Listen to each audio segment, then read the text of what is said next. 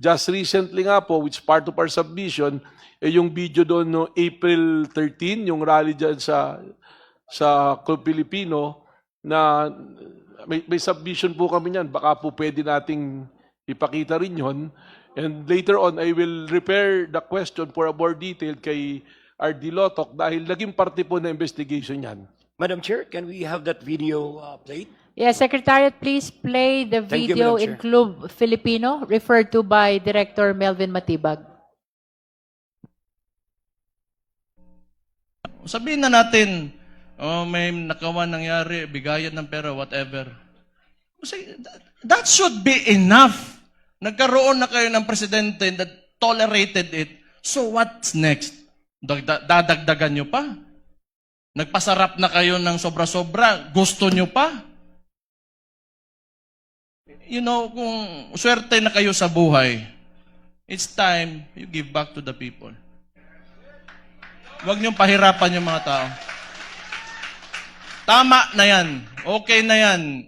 Siguro yung mga anak nyo maka-aral sa abroad, you can eat, you know, in a very nice restaurants. Tama na yan. That's Is okay. this the video, Isang Director ulo lang Matibag? naman ang kailangan Yeah, namin. that one. Ang ulo ni Bongbong Marcos! Can we play that part again? Because that is the reference of the NBI. The last part of the video, please play again. Back to the people. Huwag niyong pahirapan yung mga tao. Tama na yan. Okay na yan. Siguro yung mga anak nyo maka-aral sa abroad, you can eat, you know, in a very nice restaurants. Tama na yan. That's okay. Isang ulo lang naman ang kailangan namin. Ang ulo ni Bongbong Marcos!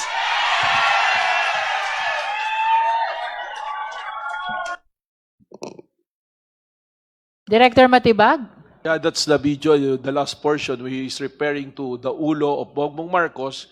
And if you recall, on the previous videos that was shown, nandoon din po yung sinasabi rin ni Vice President Sara, ulo ni Bongbong Marcos. So those pattern of behavior, kasama po yan sa pag-aaral po ng mga eksperto namin sa psychology po. And I would like to refer to RD Lotoc para discuss niya po doon sa portion ng grave threat, kasama po talaga yung proseso dapat na